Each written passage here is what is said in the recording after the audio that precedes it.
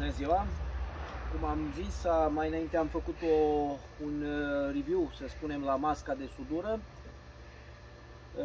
Asta a fost achiziționată acum, recent, de o zi, două, am făcut deja probe cu ea. Și acesta a fost achiziționat de mai mult timp. Acum e din nou în magazine, am văzut că se vinde. Modelul este de la Parkside, PIF DS 120 A1, nu știu ce vrea să semnifice lucrul ăsta.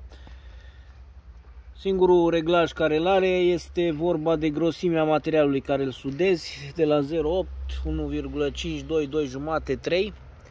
În funcție de asta știe să-și regleze intensitatea. Aici se cuplează nulul. Da? Foarte simplu de cuplat.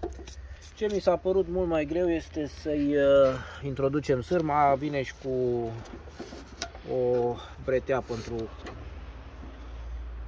cărat. Aici în spate buton de pornit, on-off, ventilator. Din ce am testat până acum sunt destul de mulțumit de el. Aici are practic sârma de sudură. Eu acum i-am pus sârmă de 1, deja am consumat-o pe cea originală cu care vine. Deci se desface, se reglează. Aici nu-l mai scot acum că intră foarte greu. La mine totul este fixat. Practic sârma vine în formatul acesta. Da? O să vadă un pic aici sârma. Asta este sârma, tot de la Lidl am cumpărat-o. Sârmă foarte faină, bună. Se desface piulița asta de aici. Se bagă rola, se pune înapoi și trebuie să ai un pic de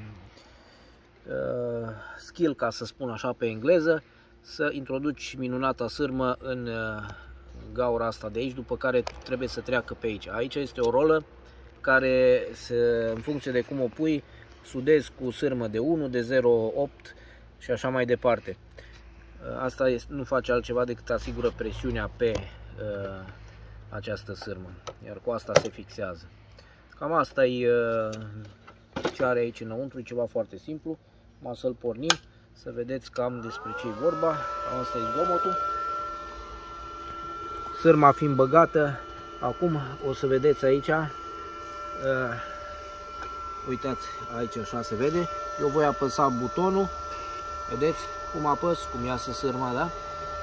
Cam asta e marea filozofie a aparatului. Aici sunt tot soiul de informații. El vine și cu manual de folosire.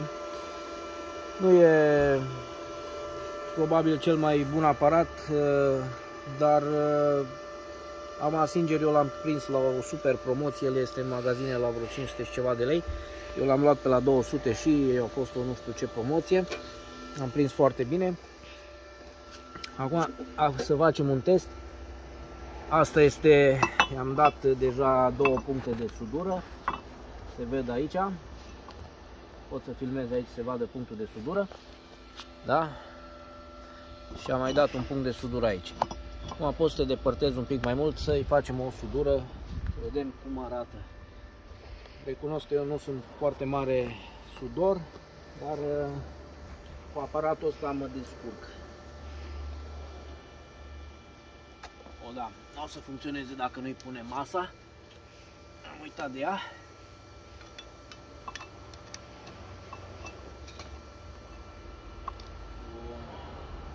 Ia să vedem, punem masca.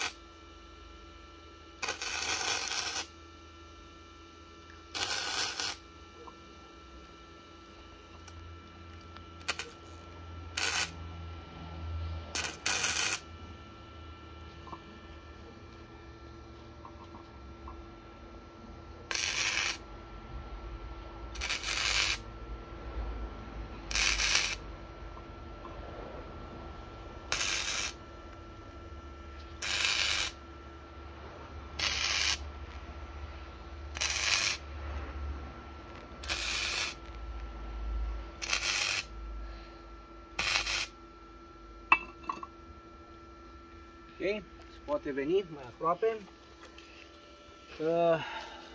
Am pierdut ciocănelul, are un ciocănel cu care se poate ciocăni și o perie de sârmă practic, dar sincer să fiu, zgură nu lasă.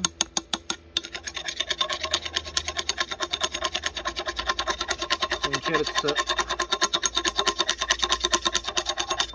Deci cam asta e sudura care am reușit-o eu acum, într-o poziție nu foarte frumoasă, se vede sudura. Bun. Cam asta e aparatul, mie îmi place, eu vi-l recomand. La revedere!